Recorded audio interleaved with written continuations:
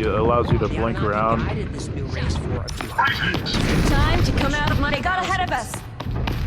The Anunnaki taught the humans all the skills they needed to maintain the city, build homes, plant and harvest crops, but most importantly,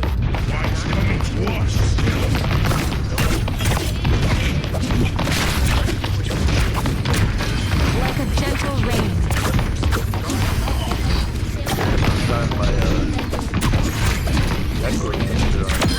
Silly human. Your day just got made.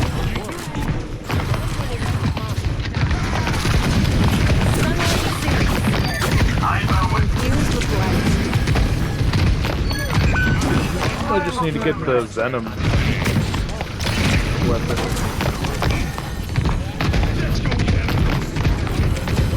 Draw strength from nature. Venom wouldn't work, but I need them all really though. It's actually not that expensive.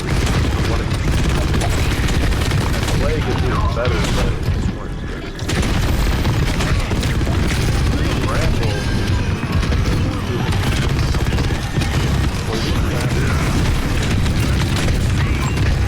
You employees, just ask Donald, Ben Affleck. so Anki broke the law and had a relationship with the human with skills to mine gold. Yeah, Anunnaki. The Anunnaki were so pleased with their creation, they saw height 12 to 15 feet tall. This would indicate they evolved on a planet with lower gravity than Earth. He presents a very compelling case backed up by science. I linked to his book below. It's believed that Homo sapiens first emerged about 300,000 years ago. This is exactly the time of the Ijiji Rebellion. So back to the first man, Adamu. The Anunnaki also created a female, Heba, so they could... When I get that feeling, I want sexual healing. Sexual healing. It's good for me. Continue. The Anunnaki needed humans to procreate on their own, and they did, often. The Anunnaki guided this new race for a few hundred years. The population grew to thousands. The Anunnaki taught the new humans all the skills they needed to maintain the city, build homes, plant and harvest crops. But most importantly, the Anunnaki gave humans the skills to mine gold. Yeah, Anunnaki. The Anunnaki were so pleased with their creation that they allowed humans to visit their sacred garden, Eden. So, Adamu and Heva in the Garden of Eden, eh? According to ancient Sumerian writing, yes. Sounds familiar. Yep, there is a lot of the Anunnaki story in every major religion in the world. But now we run into a problem.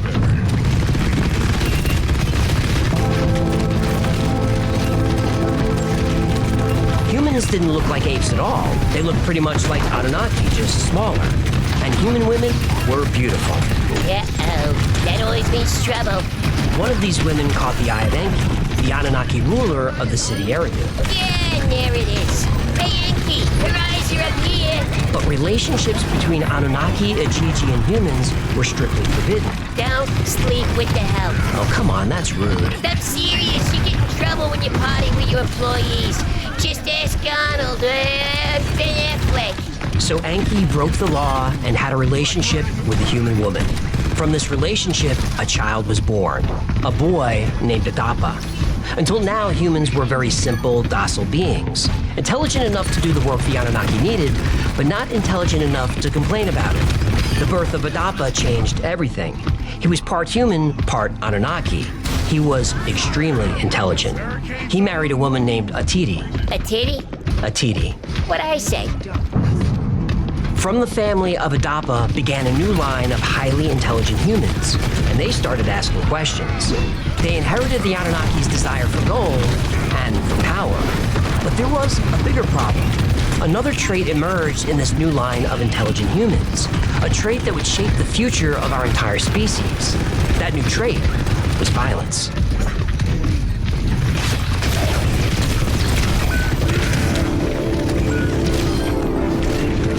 In just a few years, the first generation submissive humans were gone. Some were murdered, but most just died out. The new humans had no interest in mating with them, but they still were interested in mating. Get up, get up, get up, get up. Let's make love tonight. Against the orders of the Anunnaki, these new, intelligent, violent humans procreated a lot. Wake up, wake up, wake up, wake up, because you're doing it right. Soon the city of Eridu was overrun. It could no longer sustain the human population. People were killing each other for food. The violence was out of control. And Leal was especially annoyed by the constant disturbance of humans. He decided to lessen the population by sending a series of plagues. First drought, then pestilence, and then famine. After each of these plagues, the humans appealed to the god who made them, Enki. He helped ease their suffering and return the Earth to its natural state. By now, the Anunnaki had enough gold to heal their planet, and the humans had become a nuisance. The Anunnaki cast them out of Eden and out of Eridu, and from there, the human race spread around the world. But not all humans left. Some stayed and had relationships with several Anunnaki. The children born of these relationships were extremely powerful demigods. Legendary figures like Gilgamesh, Samson, Hercules, and Perseus were the offspring of Anunnaki human unions. But some humans had relationships with the Ajiji. These unions did not produce heroes, they produced monsters. These offspring were a race of giants called the Nephilim. They were cruel and brutal. They tormented and tortured humans, and in many cases, they ate them. Nephilim episode link below. Meanwhile, mankind flourished. Human settlements became cities, and cities became empires. Humans conquered all four corners of the earth. It was a prosperous, if not decadent time. But the human race didn't know their world was about to change, drastically. It first appeared in the night sky like any other star, but as the weeks passed, the object grew brighter and larger. Humans were confused and growing concerned. They had no idea what this object was, but the Anunnaki did. It was their home. Nibiru takes 3,600 years to orbit the sun, but its orbit is highly elliptical, so Nibiru travels way beyond Pluto nearly to the Kuiper Belt, then swings all the way back through the inner solar system. During this time, it comes very close to the Earth, so the Anunnaki started packing.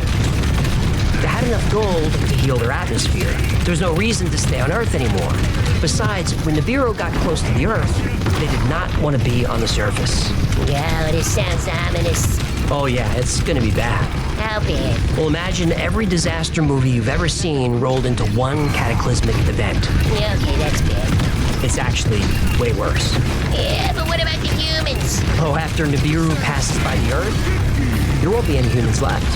Oh, no.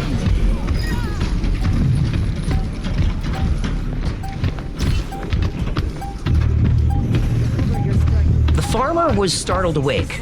The sun was just rising over the mountains in the east. The animals always got restless at sunrise, eagerly awaiting their breakfast.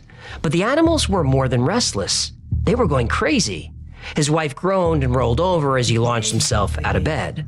When he got to his barn, the farmer was shocked. His horses were literally screaming to get out of their stalls.